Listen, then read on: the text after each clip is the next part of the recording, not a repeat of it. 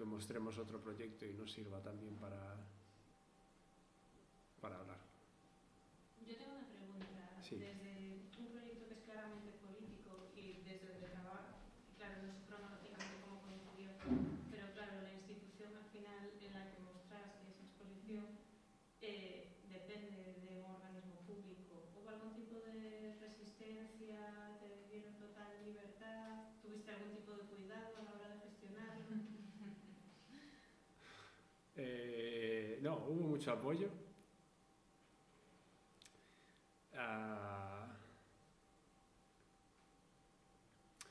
Estaba Vera Caballero, ¿no? Ya, sí. Claro, es que no lo sé. Ya estaba, ya era el alcalde. Yo recuerdo cuando la inauguración ya andaba por allí, pero era otro Abel, no era el Abel Unleashed que tenemos, Unchained, que tenemos ahora. Y desde ese punto de vista, pues tanto yo como la institución jugábamos con ventaja porque sabíamos que no había... pero sí que hubo algunos elementos, algunos muy discretos, muy poco visibles realmente, que provocaron alguna debate, discusión interna de dónde colocarlos, cómo colocarlos, si colocarlos o no. Que además es cuando menos te lo esperas, ¿no? Porque es como que va todo muy bien y de repente, uy, esto... Y yo en ese sentido soy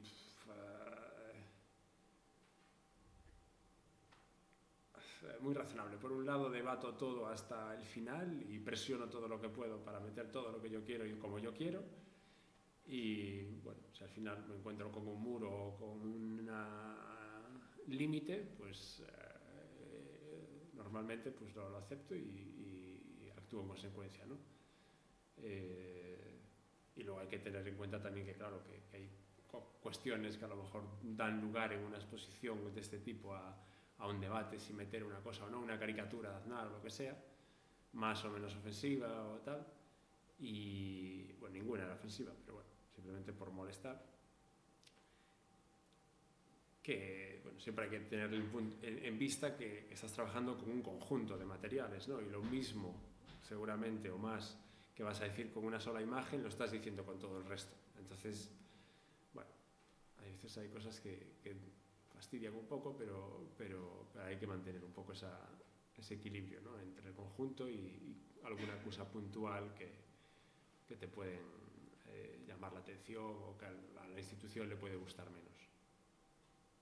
Y a nivel mediático, para un lado y para otro, ¿sentiste apoyo o sentiste algún tipo de...? No, mucho apoyo, sí.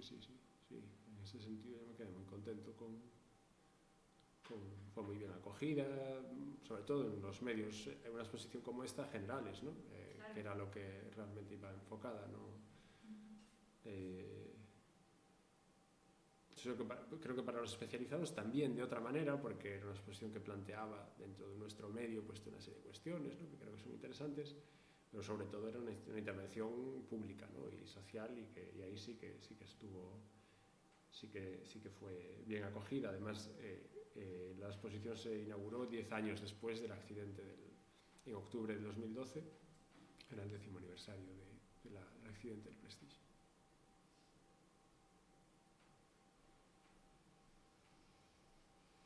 Me gustó mucho la obra circular del hoyo negro, porque me recordaba un poco al efecto que hacen las de Ronnie Hall también con la sala, ¿no? Del reflejo. Sí, fue una pena, ¿no? Como la mostramos, porque al final no hubo más remedio que meterle. Yo no sé si incluso... No, era solo el anuncio ese, no llegaron a poner una catenaria alrededor o algo así, pero no había manera, porque era cada 2x3 un crío pequeño que se lanzaba de cabeza al aceite, y incluso el director me dijo que una madre le había dejado un escrito exigiéndole que le devolviese el coste del traje del niño, que se le había quedado hecho inservible después de bañarse en el aceite de Marcela Armas. Pero bueno, fue un poco como la, no me acuerdo de quién era, de la obra que se expuso en el CEGAC, igual hace un par de años, también era creo que de ceniza, y también estaba en el suelo y claro, había bastante problema con la gente porque no sabía muy bien cómo interactuar con la pieza y al final acabó un En poco general no se toca. Claro, No ya, se pero toca. bueno, hay mucha gente que no. Claro, eso es curioso también, porque en general no se toca, pero ayer comentábamos en las sesiones más dedicadas como a la pedagogía, la interacción, ¿no? Y ahora es al revés, ahora es al revés. Punto medio. Ese es el, sí, el conflicto, ¿no? Entre la interactividad y las obras. Estas obras que son instalaciones que a veces en museos, que sé, que ya cuando la compra un museo le pone una catenaria, entonces la ves como una escultura, más que como una instalación. Y que son a lo mejor piezas para interactuar o que Claro. originalmente tenían, sí. Sí, a mí me pasó eso en una exposición de arte óptico. Había una pieza que claramente era para interactuar.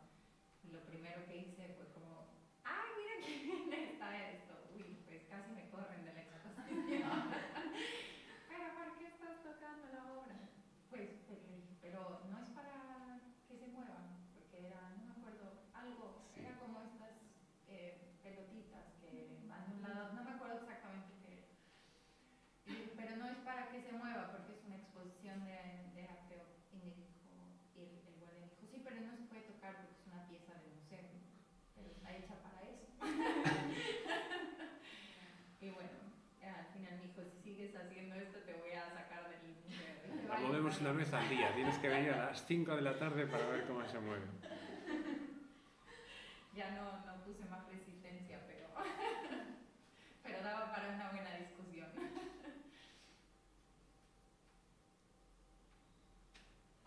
En este sentido, ¿alguna vez colaboras ya desde el principio con gente de pedagogía o como para intentar hacer, no sé, el ejercicio de transmisión a los públicos, ¿no? ¿O siempre es como a posteriori? No, es normalmente los casos que yo tuve es siempre cuando la exposición está montada, entre ese momento y la inauguración, que es muy breve, es un día o un par de días, siempre hay una visita con la gente de pedagogía, pero no se hace nada más allá de eso, más específico. Y en Sí. general en el mundo del comisariado, ¿crees que hay una apertura hacia eso? ¿Hacia el hecho de incorporar antes otro tipo de dinámicas de contacto con los públicos? ¿O se mantiene pues esta tendencia a, una vez que la exposición ya está elaborada? Yo creo que son dos trabajos distintos, ¿no? La gente de pedagogía sabe cómo tratar cada uno de los proyectos, ¿no? Y cómo sacar más partido de ellos. Siempre pueden echar mano de los artistas o los comisarios para echar una mano, para preguntar alguna duda, pero yo creo que la gente de pedagogía tiene sus propios recursos y sus propios, ¿no? Lenguajes para transmitir y para sacar partido de las exposiciones.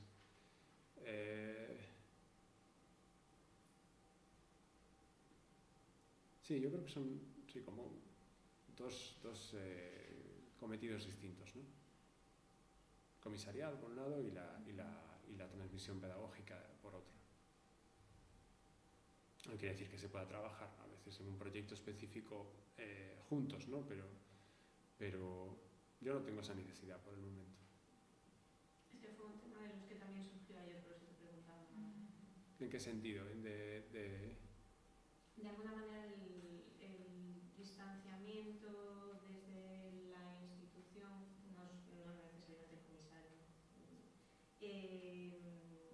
de proponer antes el discurso expositivo y después sobre construir el pedagógico y no desde un principio plantear esa colaboración tal vez y enfocar ese trabajo colectivamente.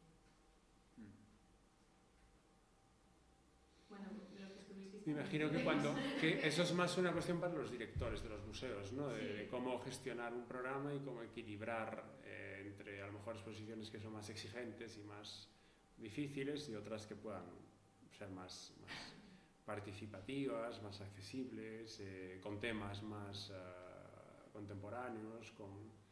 Creo que eso es un poco es un problema de eso, del director del museo, o del equipo que trabaja en el museo, ¿no? Como comisario, al estar haciendo proyectos puntuales, claro, tú te ocupas de intentar sacar adelante lo tuyo, y habrá proyectos que tengan, por ejemplo, el Prestige, creo que tenía un potencial pedagógico enorme, y hay otros pues, que son menos, o que tienen otro tipo de perfil pedagógico.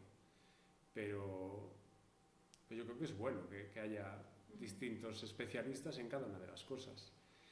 Y sí, yo como si fuese director, Dios no lo quiera,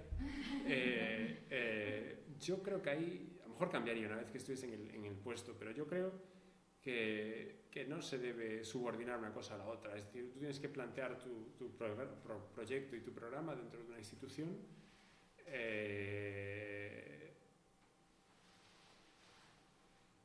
pensando en lo que es lo mejor para ese programa y lo que mejor que puedes ofrecer, lo demás, mayor calidad, mayor interés, y dentro de eso seguro que va a haber distintos recursos pedagógicos, pero también se puede caer en un cierto paternalismo, ¿no? No, es que a lo mejor este proyecto no se va a digerir bien, la gente no lo va a entender bien. No lo sabemos. Creo que hay que lanzar las pelotas y luego la gente ya, incluso sin la pedagogía, ya sabe lo que hacer con ellas o no.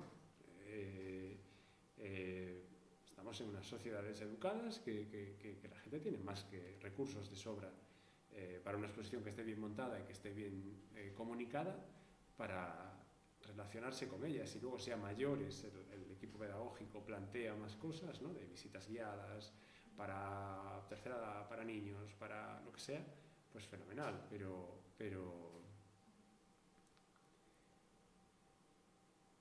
quizás el reto del comisario en ese sentido sea lo de buscar los diferentes niveles, ¿no? Es decir, que una exposición la pueda leer una persona plenamente formada pues, en el campo de historia del arte, y al mismo tiempo una persona que sea completamente ajena, ¿no? Encontrar el punto intermedio me parece que es lo más difícil quizás también de un comisario.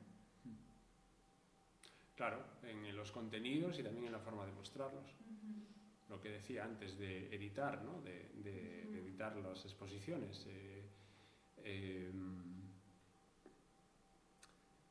Sobre todo cuando se trabaja con obras y documentos, ser consciente de la manera y de la cantidad de materiales que estás ofreciendo al espectador y lo que puede y no puede ver o leer en una exposición es fundamental, porque si ofreces demasiada información, la gente va a colapsar y va a pasar de ella. Si ofreces demasiada poca, pues también, si es una cosa totalmente formal, pues la gente también... entonces el saber editar y ofrecer algo equilibrado en ese sentido es uno de los desafíos del comisario, y al mismo tiempo es muy, no sé,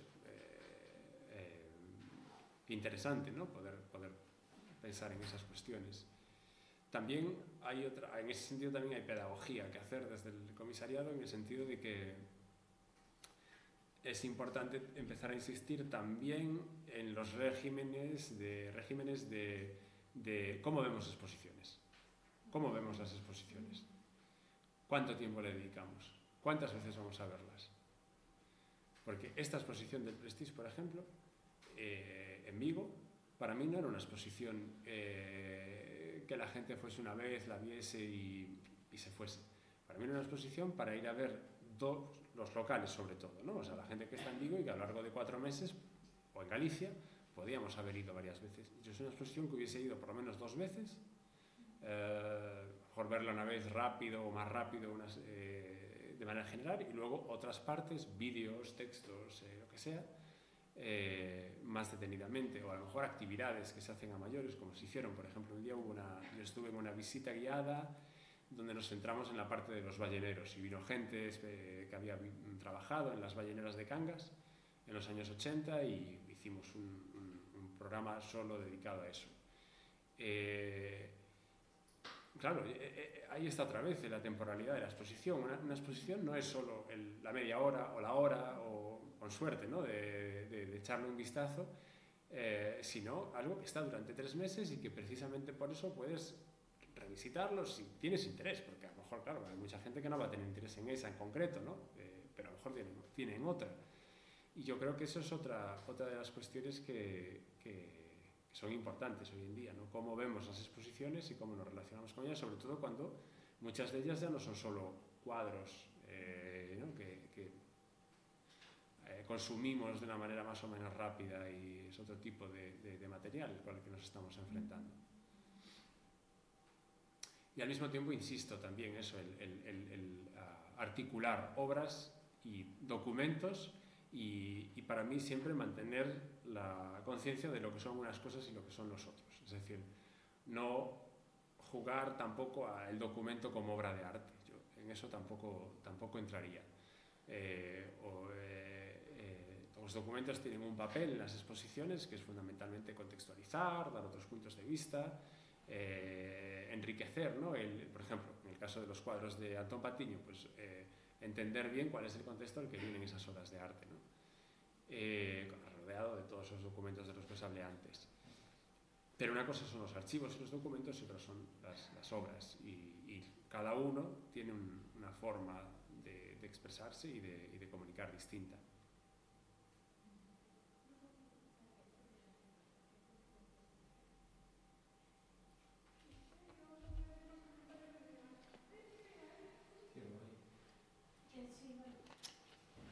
Bueno, pues si queréis os muestro el otro proyecto, que bueno, estuve recopilando el material que tenía así a mano para mostrar. Es la maqueta de un libro, pero hay fotografías de la exposición que os quiero mostrar. Y es precisamente una exposición comisariada por artistas. Voy a ir viendo a ver cuál es la presentación más o menos. Esta fue una exposición comisariada por 2 artistas portugueses en Oporto en el año 2019. Se titulaba 9 kilos de oxígeno, 9 kilos de oxígeno en portugués, que era una referencia a un poema de Jean-Michel Basquiat, y recopilaba a algunos de los artistas que hicieron proyectos en un espacio alternativo de Oporto que se llama Una Certa Falta de Coherencia, que todavía existe y que bueno, pues ha sido uno de los proyectos en los últimos años más activos en Porto y en Portugal en general, ¿no? Como proyecto de espacio alternativo. Lo dirigen 2 artistas, Mauro Cerqueira y Andrés Sousa, que tienen sus propias carreras como artistas en Portugal. De hecho, Mauro Cerqueira ahora mismo tiene una exposición en su galería en Nuno Centeno, en Oporto. Y en este caso fue la Cámara Municipal, el Ayuntamiento y el proyecto de la sala de exposiciones que tienen en la Biblioteca Municipal en Porto, los que les pidieron a estos artistas que hiciesen una exposición a partir de su experiencia con ese espacio alternativo que está en el centro de la ciudad y que es un espacio arquitectónicamente muy pintoresco, porque es un bajo comercial que ellos alquilaron en el 2008, que estaba en muy mal estado de conservación y que ha ido empeorando con los años, y donde han ido haciendo proyectos de una manera muy libre y muy irregular también, irregular en el sentido de la temporalidad, invitando a artistas locales e internacionales. Gente que ellos conocen a través de sus propios proyectos e incluso por otro tipo de azares, ¿no?, de la vida. Y allí seleccionaron a estos artistas, como unos 15 más o menos, por lo que vemos ahí, y montaron la exposición en ese espacio de la Cámara Municipal, que es una planta diáfana, sin particiones, en la planta baja, y con una cristalera que da al parque que está en donde está esa biblioteca.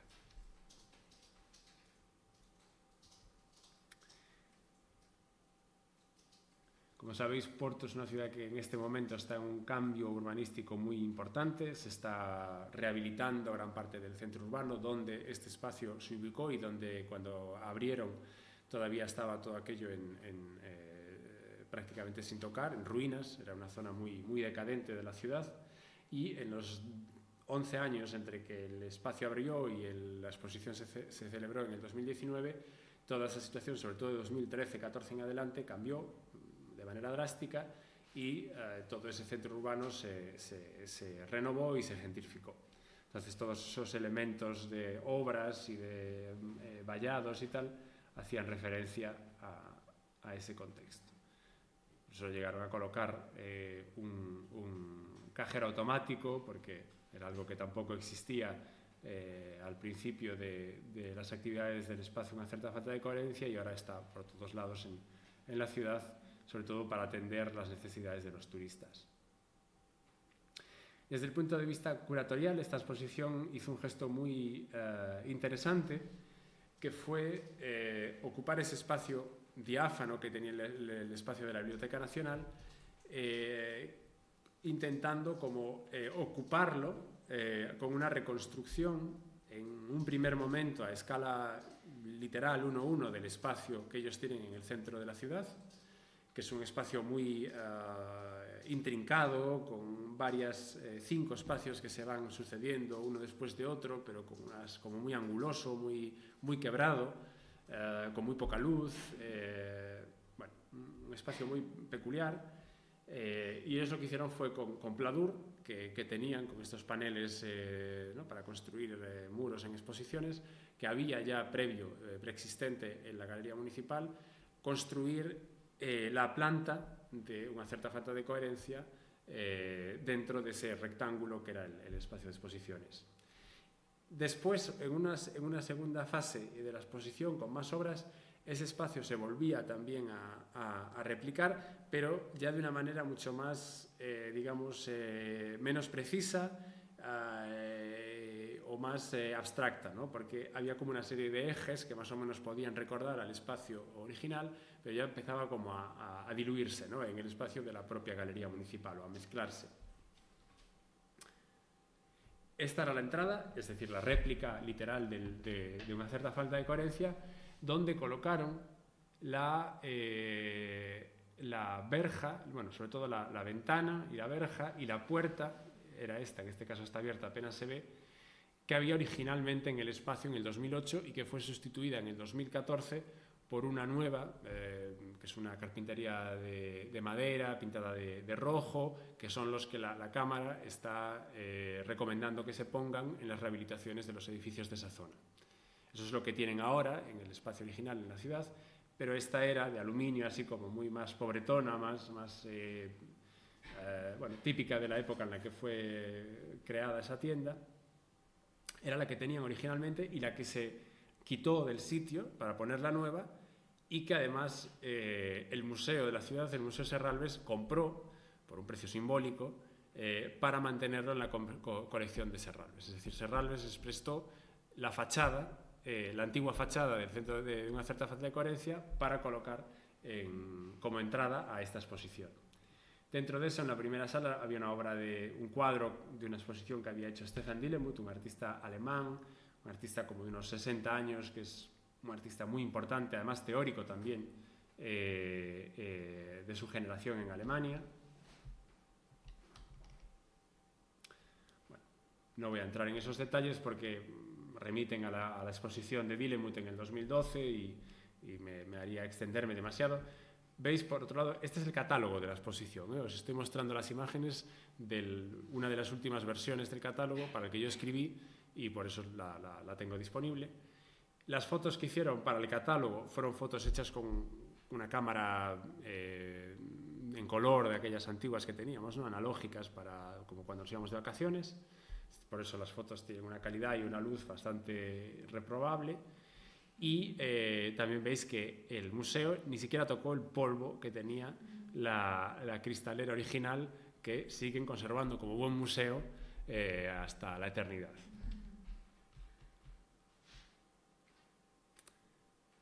Era un reto para ellos, ¿no? A un espacio alternativo, cómo mostrar su trabajo en un espacio institucional, cómo seleccionar las obras que querían mostrar y también cómo dialogar con ese espacio institucional sin traicionar un poco sus bases, ¿no? Sus orígenes.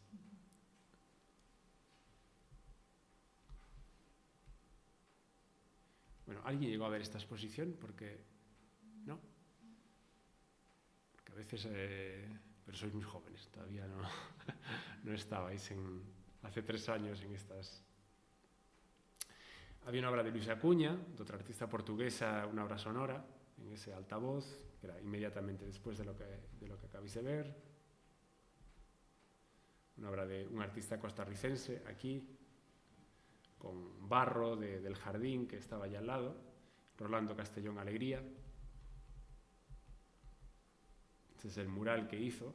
Rolando es otro artista también muy importante en América Latina, que hizo una exposición con ellos en el 2013 o 14. Ahora Rolando debe de tener como 82 o 83 años. Hace ya un tiempo, sobre todo con la pandemia, que no viene a Europa, aunque venía mucho a Portugal. Y en aquel momento fue su último viaje, de hecho, a Portugal. Pudo hacer todas estas obras in situ, allí trabaja mucho con una estética povera y con materiales que se encuentra en el entorno, y creó ese mural de fango que remitía a otro que él había hecho en la coherencia, en el espacio original, años antes. Esta era una obra de Alisa Heil, es una artista alemana que vive en Oporto.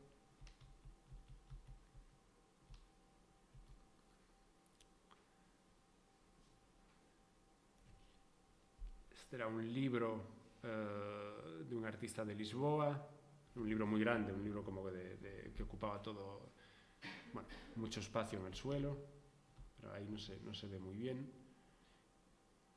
que estaba conectado a un vídeo que hablaba sobre una exposición del año 2008-2009 también, que tenía que ver con los incendios que había habido en aquel barrio por la situación en la que se encontraba, ¿no? de precariedad.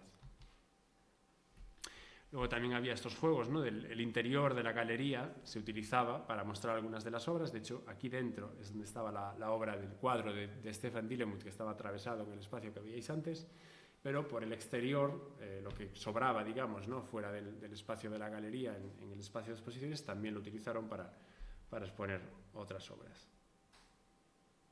Este es el vídeo del que os estaba hablando, era el casero que ellos tenían en aquel momento, leyendo la noticia de una serie de incendios donde había habido unas víctimas, entre ellos 2 niños, en viviendas o en edificios que estaban muy cerca del espacio, de una cierta falta de coherencia, en la altura del año 2008-2009, en ese momento que os decía de auténtica decadencia, ¿no? del barrio y de pobreza. Además, de esa manera también recuperaban ese momento original del nacimiento del espacio. Esta era una maqueta que tenía que ver con esa exposición de ese espacio. Luego invitaron a un artista gallego, Joan Torres, que no hizo exposición en la coherencia hasta donde yo sé, pero sí que participó en esta exposición colectiva con unas series de perros con la cabeza del general Franco, que son muy conocidas suyas, y que respondía también al diálogo con algunos artistas y gente de Galicia que la coherencia ha tenido desde el principio. Después había otros detalles, a ver si esta la puedo girar sin hacer mucho lío. Sí. Había detalles interesantes, por ejemplo, esta era la salida, no, ¿dónde era esto? Esto era el medio de la exposición. Cortaban ese montaje con la reproducción del espacio original, y lo que hicieron fue colocar justo en medio, dividiendo esos 2 espacios, una instalación muy grande y que ocupa mucho espacio, de Mike Kelly, de la colección del Reina Sofía, sobre las series de Mike Kelly sobre los colegios donde él había estudiado, las instituciones educativas donde él había estado, desde su colegio de primaria, secundaria, la universidad. Mike Kelly lo que hizo fue esta instalación donde en las distintas habitaciones reproducía esos espacios a partir de planos originales, ¿no? de sus escuelas, y donde iba interviniendo, y sobre todo a través de la memoria, de recuerdos, en muchos casos recuerdos traumáticos, iba haciendo comentarios. Bueno, es una obra clásica de Mike Kelly, que tiene que ver con la disciplina, con la relación con las instituciones, en este caso educativas. Mike Kelly nunca hizo una exposición, en una cierta falta de coherencia, Era uno de los objetivos que ellos tenían algún día, un objetivo totalmente utópico, invitar a Mike Kelley a hacer una exposición. El otro era Jimmy Durham, pero los dos se les murieron por el camino. Jimmy Durham a una edad muy avanzada y el pobre Mike Kelley porque se suicidó hace 3 o 4 años. Aún así, aunque él no participó en el programa de la exposición, ellos creyeron que espiritualmente era alguien que acompañaba el proyecto, que había inspirado el proyecto, igual que Jimmy Durham. De hecho, el nombre, una cierta falta de coherencia, proviene del título de un libro de Jimmy Durham, y por eso la obra de Mike Kelley estaba en la exposición.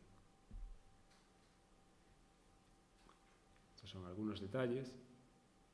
De nuevo, también con una obra que construía el espacio, ¿no?, de la exposición.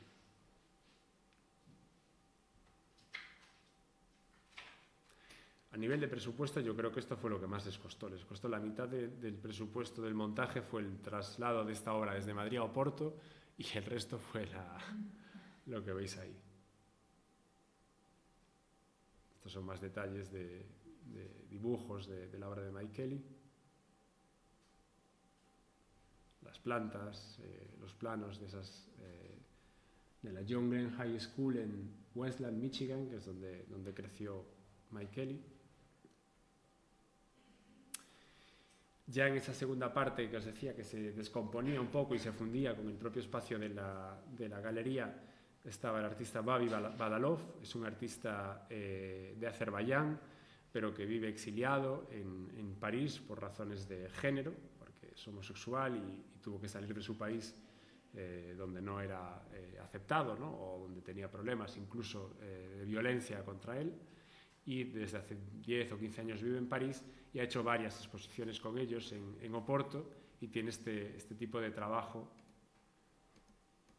con esa especie como de carácter de graffiti, ¿no?, o de jugar con el lenguaje y con el mural, que en este caso era una pieza dedicada a Dostoyevsky, que es uno de los escritores fundamentales para él, un escritor ruso que Babi Badalov nació en la antigua Unión Soviética, cuando Azerbaiyán todavía estaba en la Unión Soviética. Es un artista, ahí se ve en los distintos lenguajes que utiliza, que vive entre varios idiomas, varias culturas.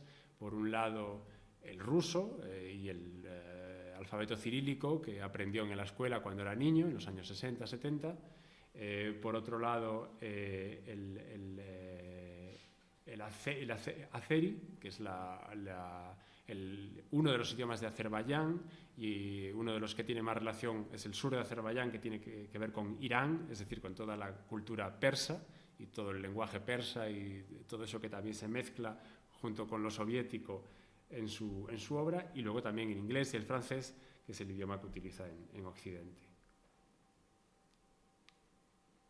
Hace poco, de hecho, volvieron a hacer una exposición con Babi Badalov en la Coherencia, no sé si fue el verano pasado o la primavera pasada, donde reutilizaron todos estos paneles. Ellos los conservan en su espacio y los montaron cruzados como cabían, porque son más grandes que el espacio que ellos tienen en el espacio alternativo, simplemente para poder verlos en otro contexto, ¿no?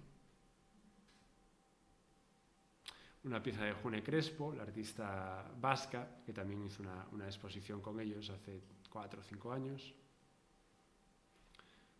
Un fragmento de la pieza de Babi Badalov. El caso de June Crespo eran estos vaciados de barriles de aceite o de petróleo, una especie de bancos o de elementos que hacían referencia también al jardín donde estaba el parque. Perdón, donde estaba la sala de exposiciones.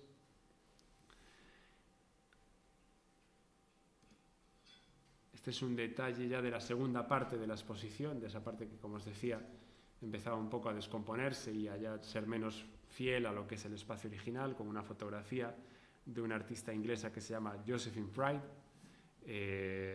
también de unos 50 y pico, 60 años, una de las artistas que trabaja con fotografía más importantes de su generación. Vive en Berlín, es inglesa, pero ha tenido exposiciones en instituciones más importantes en Estados Unidos, en Europa, etc. Y ella llegó como mucha gente de los que participaron en esta exposición, a través de la red que forma la coherencia, a través de Stephen Dilemut. Él fue el primer artista que hizo una exposición con la coherencia, y Dilemut se trajo a sus amigos, en concreto Josephine Pride, a la que conoce de Alemania desde hace 30 años, y también a Merlin Carpenter, que es un artista también británico que ahora vive en Berlín, que era el que hizo este póster, que luego veréis otro detalle en el interior, en esta sala, que fue una exposición, instalación o environment que hizo en el año 2013, en una cierta falta de coherencia, que se titulaba Support Nightclub, algo así. Esta es una de las más interesantes para mí. Esto es un detalle de la intervención de Merlin Carpenter en la exposición, y este también. Son como una especie de reliquias o de restos. Aquí lo tenéis. Esas telas marrones, estos son unos vestidos como de presidiario también marrones que él hizo para una performance que hizo en la inauguración de su exposición en el año 2013, si no recuerdo mal, y convirtió ese espacio en el centro de la ciudad en una especie como de club nocturno, pero que funcionaba 24 horas al día, pero que tampoco era un club porque no había nadie para atenderlo. Era una especie como de estética relacional degenerada, porque no tenía ese aspecto celebratorio de la estética relacional o no sé, más amable, más afable. Esto era como mucho más duro, mucho más... la gente que pasaba por allí eran realmente los vecinos de la calle, gente que en muchos casos estaba en paro, no tenía dónde ir, se tomaban una cerveza allí, junkies, vagabundos. Fue un poco un espacio de acogida para ese tipo de personajes, ¿no? El lumpen realmente que vivía en ese barrio de Porto justo antes de ser convertido en un espacio gentrificado. Por eso la exposición de Merlin Carpenter tuvo el valor, la exposición original, más que lo que estáis viendo ahí en la exposición del 2019, como de presagio de lo que iba a ocurrir, de alguna manera, ¿no? Fue como una especie de llamada de atención o de representación un poco de ese futuro que tenía la ciudad y ese barrio en concreto, y tal vez el propio proyecto, de una cierta falta de coherencia, destinado un poco a tener que convivir con esa realidad, ¿no? Del capitalismo y de la explotación, etcétera, y posiblemente en un momento dado también a desaparecer, ¿no? A autodestruirse. Por eso él lo que hizo fue simplemente como dejar estos vestigios, restos, no sé cómo llamarlo, ¿no? Como unos elementos había unos libros en la exposición que él había comprado en un mercado de viejo, es decir, tenía un significado muy opaco para los que fuesen a ver esta exposición en el 2019, pero era un poco como un resto como arqueológico, ¿no? Indescifrable para la gente del 2019 de lo que había ocurrido solamente 5 años antes, ¿no? Marcando un poco también esa distancia temporal y espacial, y resistiéndose de alguna manera a recrear en el 2019 lo que había sucedido en la realidad en el 2014, aunque había un vídeo que documentaba la fiesta que hubo para la inauguración, que también fue parte de ese proyecto. Silvestre Pestana, un artista portugués que ellos redescubrieron porque fueron los primeros que le dedicaron exposiciones individuales, un artista que empezó a trabajar en los años 70, 80 en Portugal con arte conceptual y performance, y que años después el Museo Serralves dedicó una exposición retrospectiva individual a Silvestre Pestana y le publicó un catálogo, colocándolo donde se merecía, ¿no? Pero también con ese papel de precursores, ¿no? Esos son más de esos espacios de la segunda parte de la exposición. Loretta Fahrenholz, una artista alemana que trabaja con cine de exposición, y un proyecto que había hecho en el 2012 o 13 también, que se titulaba ¿cómo era esto?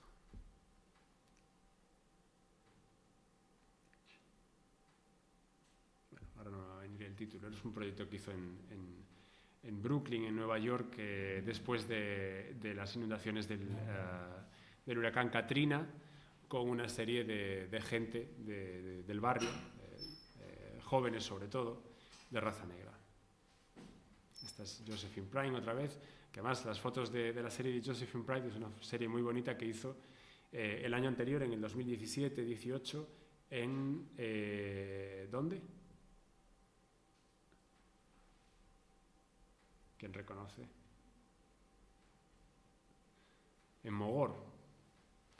Está trabajando con yacimientos arqueológicos y vino a trabajar a Galicia un verano a fotografiar, bueno, en este caso es Mogor y otros yacimientos rupestres de Galicia, porque ya los conecta con otros yacimientos rupestres que hay en el norte de Inglaterra, que es donde ella nació, donde también tienen este tipo de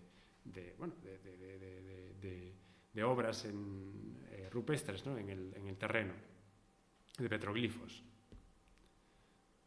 A ella le interesan sobre todo esas formas de círculos concéntricos que ella compara también como con las ondas de los teléfonos móviles, ¿no? de comunicación a través del espacio de una manera un poco telepática también.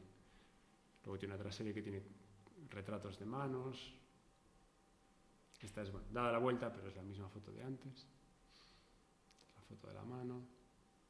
Esta es Rushama Nurda, una artista holandesa, quizá también una exposición con ellos, como este es Igloo, de papel.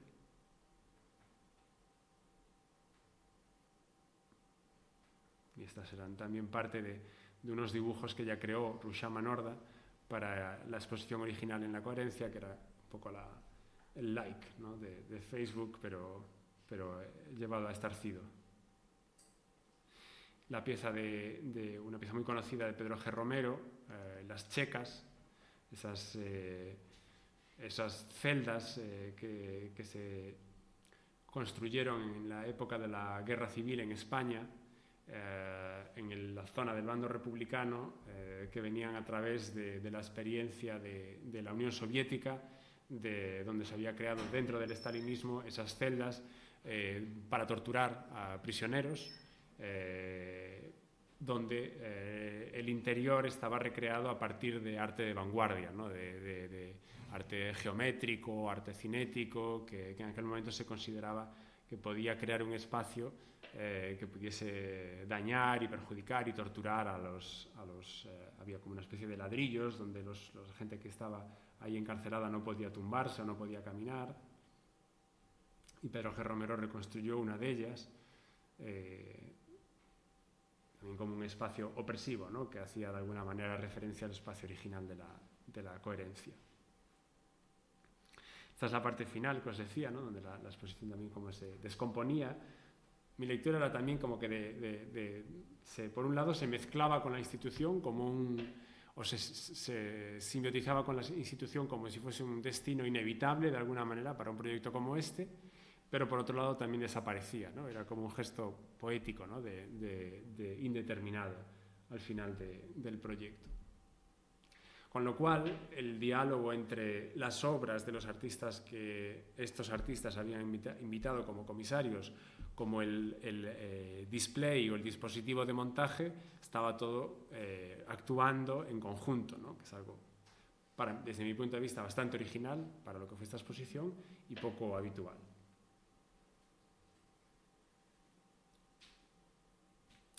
Había una pirámide, una maqueta de una pirámide de Dan Graham que había hecho una exposición en La Coherencia también en el año 2013 y se le volvió a invitar.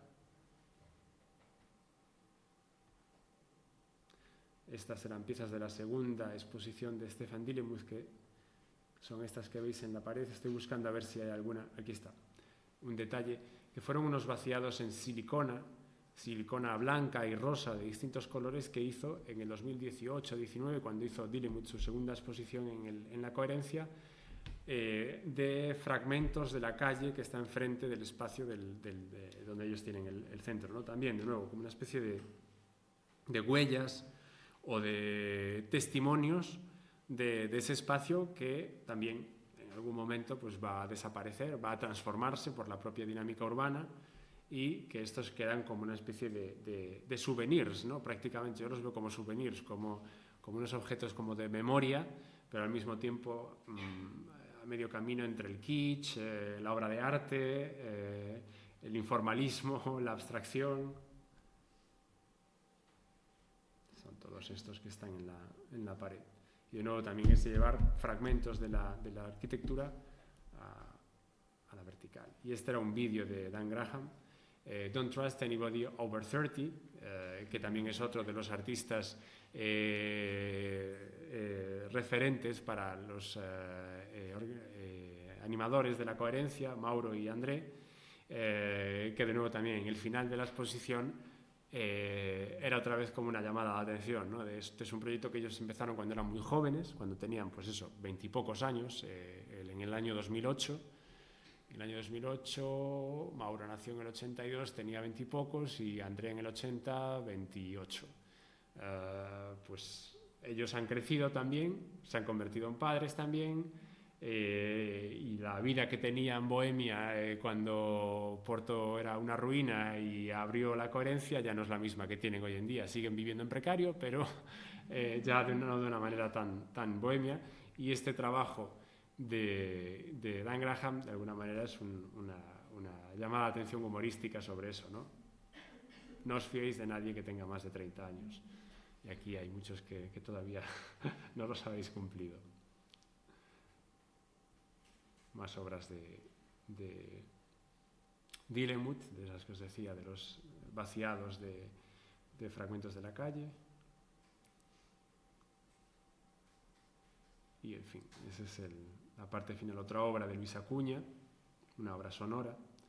En la exposición original de ella, en la exposición una cierta falta de coherencia, había trabajado sobre las prostitutas que había en la calle, en aquel momento también, a principios del 2010. Y desde aquí se ve, desde arriba, desde el piso de arriba de la Galería Municipal de Oporto, se ve un poco esa segunda parte, donde la exposición se empezaba, como os digo, a dispersar. Y aquí, la primera, no sé si tenemos algún detalle de eso. No sé si incluso si tenían la planta por algún lado. No, aquí ya empieza el texto. En fin, era un ejemplo de comisariado de artistas más o menos reciente que os quería mostrar como algo que me interesó, ¿no? Hace poco, y que me pareció como muy original y que realmente estaba aportando también algo, ¿no? al comisariado desde el punto de vista de los artistas. Como veis, muy distinto a lo que veíamos antes, pero bueno, igualmente, no sé, interesante.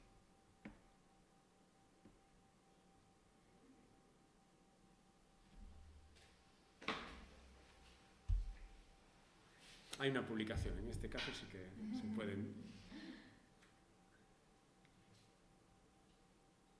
Es muy interesante esta figura del artista comisario, porque leyendo otras cosas, algo que leí de algunos, esto en Porto es más, hay todo un movimiento, ¿no?, de artistas gestionados, y lo que leía que me parecía como interesante era que algunos decían que su proyecto de autogestión ya no era tanto para ir en contra de algo, sino para buscar un hueco, ¿no?, para presentar su proyecto, más que donde no había.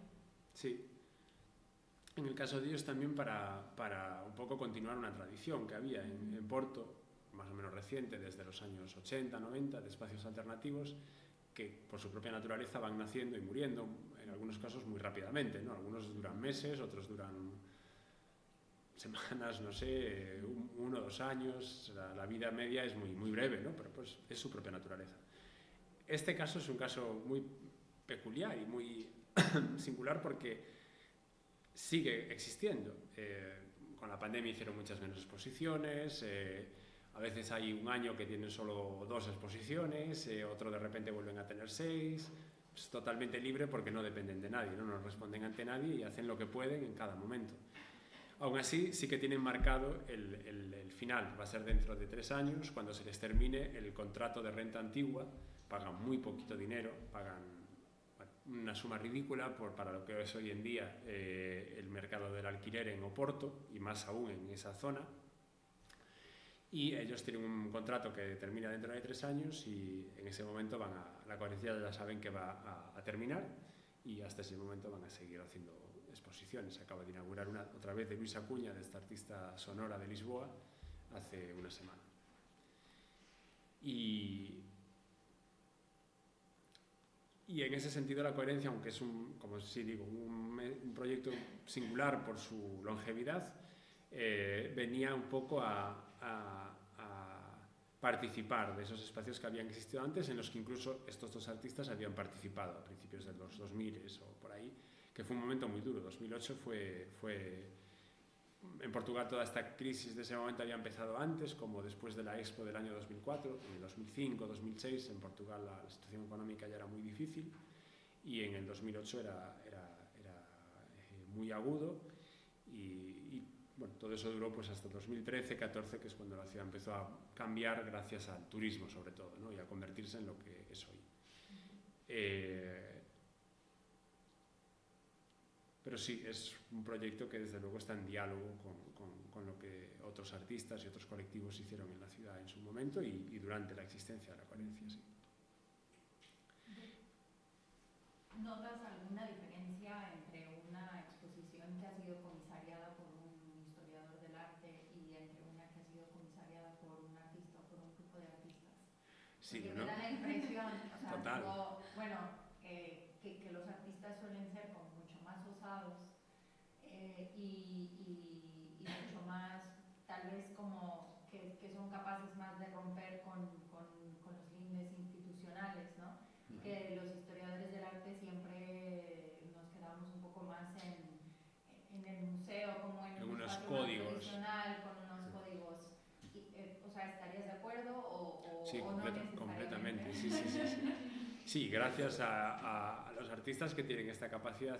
Los historiadores a lo mejor experimentamos de otra manera, pero en la capacidad plástica, de nuevo, es la diferencia, ¿no? del medio de cada uno. Esa capacidad plástica la tienen ellos. Yo no la tengo porque no la practico, no soy artista, no tengo un taller, no tengo una práctica. Entonces creo que es muy rico desde ese punto de vista también. Igualmente, yo disfruto lo mismo de este tipo de experimentos y rupturas de los códigos de la institución como de aquellas otras exposiciones que se ciñen de la manera más estricta y rigurosa posible a los códigos, a los mejores códigos museísticos. Por ejemplo, la exposición que había este verano en Frankfurt de Duchamp era una exposición rigurosa a nivel de museografía, exquisita, ¿no? En los acabados, en las cartelas, en los materiales, en las vitrinas, o sea, todo está hecho con un cuidado brutal y eso es tan disfrutable o tan enriquecedor como la ruptura, ¿no? De la norma que pueda plantear un comisario o un artista. Es un medio, al fin y al cabo, ¿no? Sí, es un medio, la exposición, y como tal, pues tiene todas esas posibilidades, ¿no? de expresivas, sean más académicas o más... Más disciplinada. Sí. ¿Perdón? Más disciplinada. Más disciplinadas o más indisciplinadas, sí. Claro.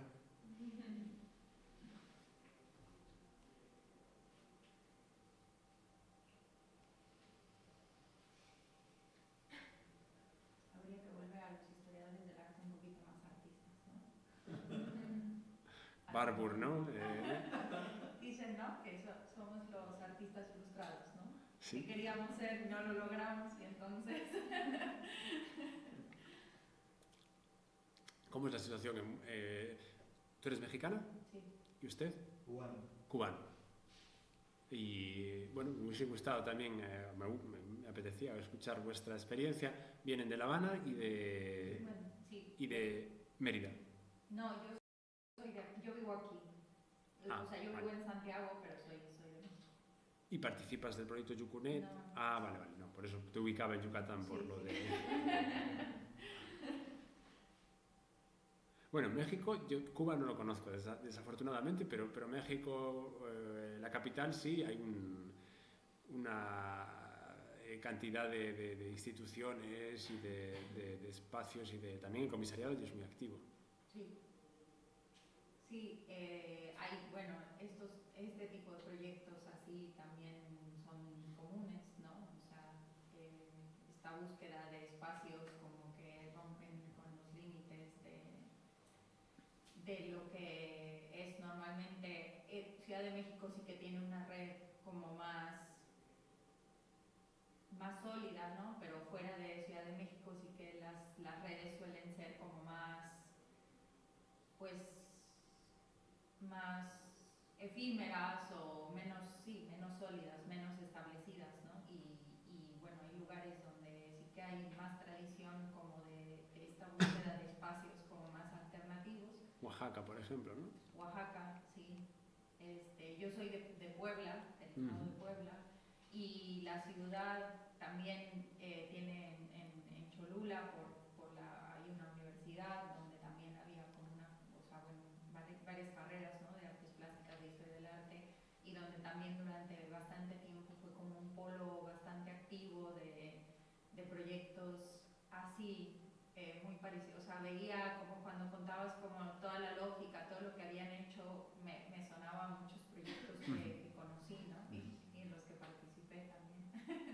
De esto un poco como de la búsqueda de generar esos espacios cuando no existen, ¿no? O sea, cuando no hay como tantas opciones de exposición para el arte contemporáneo, y donde también el público pues está como un poco más alejado, ¿no? A lo mejor en Ciudad de México sí que hay como una lógica distinta. La misma ciudad permite como todas estas, o sea, toda esta institucionalidad y todo esto que sale fuera de la institucionalidad, porque es súper extenso, ¿no? La ciudad da para todo. Sí, sí, es una locura, sí. Entonces, bueno,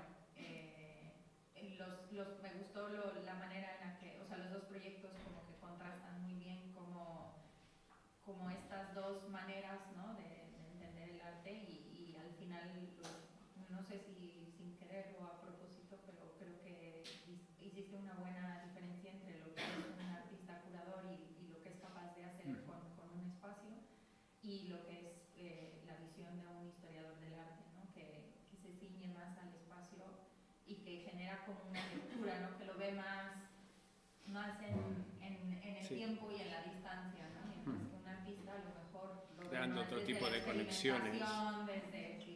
Entonces, bueno, ahí creo que en esa línea no hay tantas diferencias, ¿no? A nivel internacional, creo que. Bien.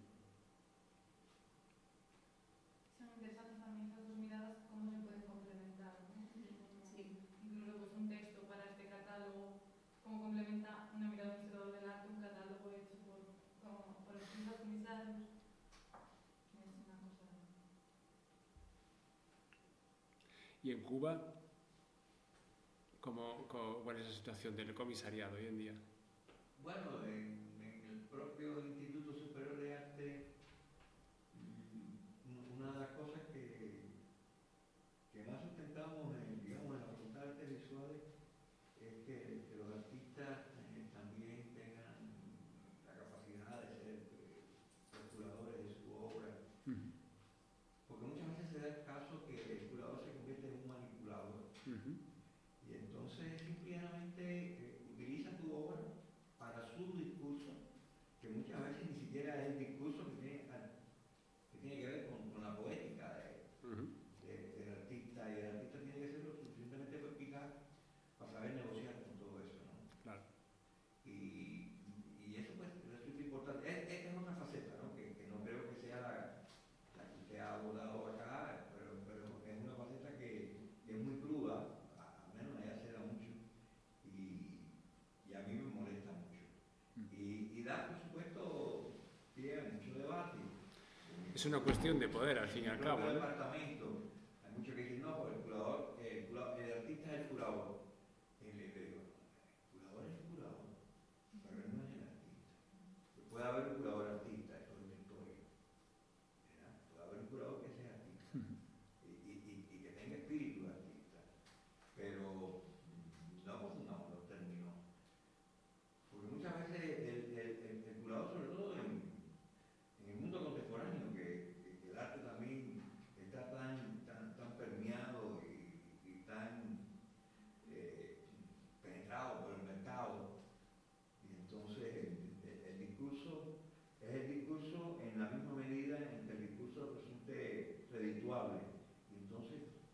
De hecho, esos curadores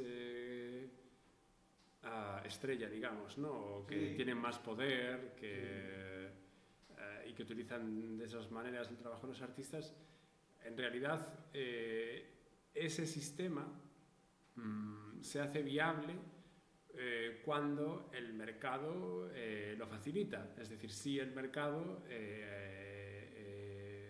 proporciona una serie de contextos, de situaciones, de proyectos donde eso se pueda financiar.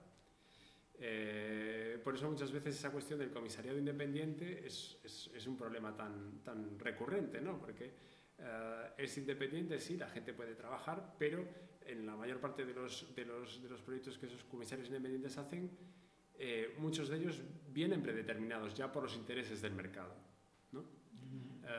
De hecho, para que un comisario sea independiente y pueda vivir solo de eso, seguramente va a tener que transigir con eso, que asumir que muchos de los proyectos que haga, si no todos, van a tener que ser filtrados en España a través de ARCO, a través de determinadas instituciones privadas, etcétera, etcétera. Porque si no, no llega. O sea, no va a llegar casi nunca, porque hay muy poquitos que puedan ocupar esos espacios, ¿no? Y hay una competencia enorme por poder hacer los 4 proyectos de comisariado o 40, es igual, que pueda haber cada temporada, ¿no? Pero el precio a pagar, el peaje a pagar, es que la gran mayoría de esos proyectos que permitan la viabilidad de esa idea de comisariado van a estar predeterminados por unos intereses. Normalmente a nivel internacional tienen que ver con el mercado, con que ciertas galerías quieren que unos artistas muestren su trabajo según en dónde, ¿no? Pues la Bienal de Venecia funciona así, la Documenta en gran medida hasta este año estaba funcionando también muy predeterminada por los intereses del mercado, y las posibilidades que hay de mantener una cierta independencia con respecto a eso son muy pocas. Son muy pocas, son trabajar desde fuera o trabajar desde los márgenes o trabajar menos.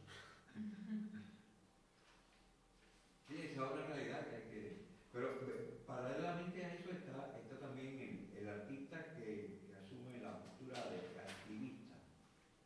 Es decir, el artista que se diluye en el espacio comunitario y hace un arte que tiene otras intenciones y que no pretende ir a exposición ni ir a galería,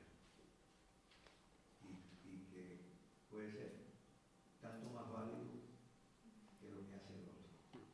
Pero de alguna manera también muchos de esos proyectos al final acaban siendo como arrastrados, o sea, como institucionalizados, ¿no?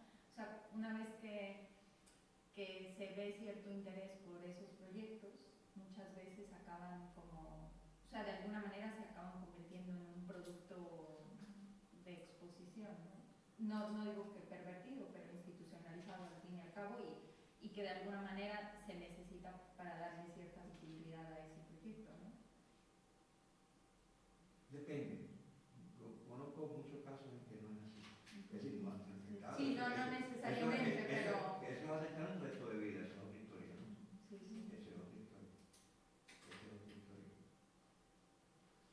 Y aquí mismo en España conozco algunos que son agricultores. Sí, yo creo que también puede pensar en... ser agricultor.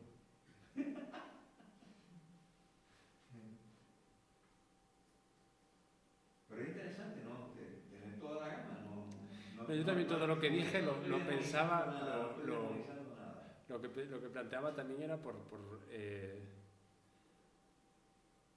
porque me cuesta mucho hablar de comisariado de la manera un poco como se hacía hace 10 o 15 años, cuando sí había esa especie de ilusión de que era posible vivir del comisariado, ser comisario, aquí en España, me estoy refiriendo. Y eso se demostró que no es así, ¿no? O que si existe es en casos muy singulares, tan pocos que no es relevante, no se puede asumir, ¿no? Entonces es más mi postura esa de entender el comisariado como un medio que se practica cuando es necesario, cuando hay las condiciones o cuando cuando se puede, ¿no? Cuando te dejan. Y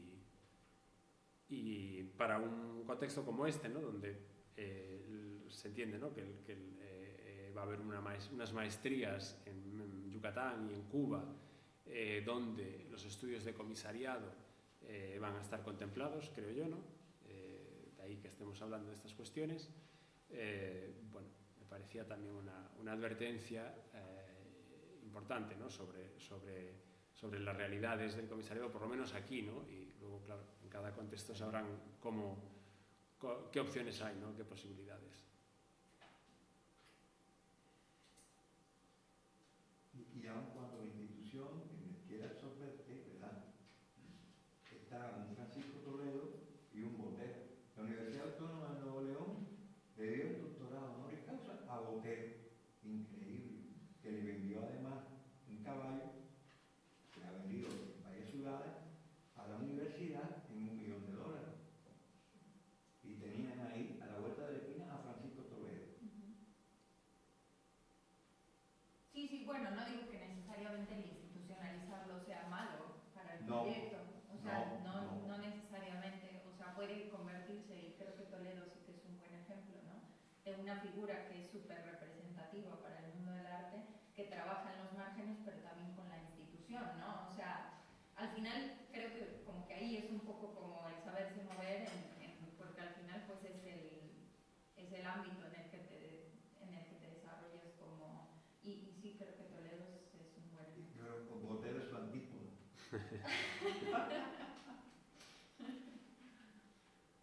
Bueno, pero tiene que haber de todo, ¿no? Hay muchos casos así, Sí, ¿no? sí. De artistas bueno, más comerciales, más, no sé, menos transgresores. Tiene que existir también. No, es típico que la universidad se valiera a Botero y además una universidad en un estado como el estado de Nuevo León, ¿no? Como Monterrey, Sí, sí. Monterrey capital. Comisariar una exposición de cualquiera de los dos sería un reto, ¿no? Por motivos muy distintos. De Botero por cuestiones de tonelaje y de... Imagínense ustedes una... Y de Toledo porque... pobre del comisario que tenga que lidiar con él, ¿no? Que es un hombre con mucho carácter, mucha personalidad, ¿no? Sí. No sé yo si aceptarías a un comisario fácilmente. Bueno, es el problema de trabajar con los artistas vivos, ¿no? Es lo que dicen todos los comisarios, que a veces es mejor trabajar con los artistas muertos porque ya no representan ninguna oposición. Yo me he metido en más de un lío para eso, sí. Pero prefiero a los vivos. Bastante más, sí. ¿En el sentido te refieres de que ellos hayan sentido que ibas a cambiar el...? No, del contacto humano, del aprendizaje. No me refiero a eso, el conflicto a raíz de que surgía con ellos. O de que... Porque son dificilísimos, son la mayor parte de los casos muy impredecibles. Y hay de todo, ¿no? Hay con artistas con los que he tenido un trabajo muy sencillo y me lo han facilitado muchísimo todo, y otros que han sido más complicados en ese sentido, más caóticos. Pero ¿encuentras algún patrón, algún tema que sea especialmente sensible en general con el que tengas que tener cuidado? Al trabajar con un artista, un patrón, caprichosos, son muy caprichosos en un sentido negativo y positivo al mismo tiempo. Muchas veces es muy difícil saber por dónde van a salir, cuál va a ser la necesidad, y al mismo tiempo en muchas ocasiones también cosas que a priori parecen el fin del mundo, 5 minutos después se olvidaron de ellas. Son gente muy voluble, muy... hay que tener mucha cintura para trabajar con ellos, mucha cintura. Hubo una sola vez que me negué, me ofrecieron hacer un proyecto con un artista, yo lo propuse en Sevilla, y después de que el museo aprobase el proyecto, me eché atrás y dije, mira, perdona, pero yo con esta persona no voy a poder trabajar, va a ser imposible, nos vamos a meter en un infierno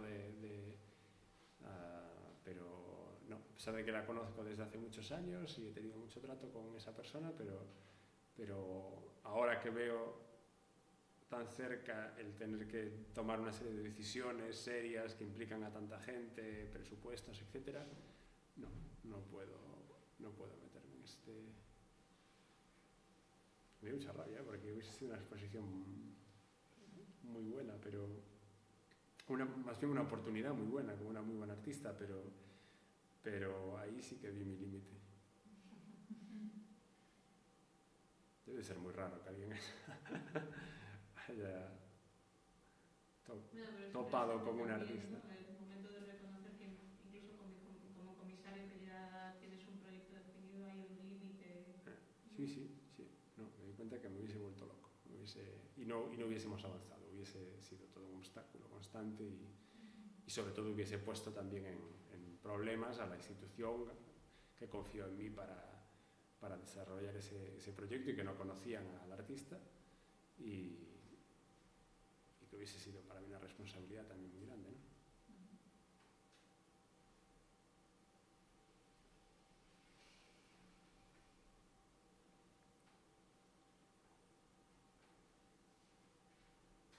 Bueno, pues si creéis que hemos exprimido, podemos dejarlo aquí. O no sé si alguien más quiere hacer alguna aportación o... Pues muchísimas gracias.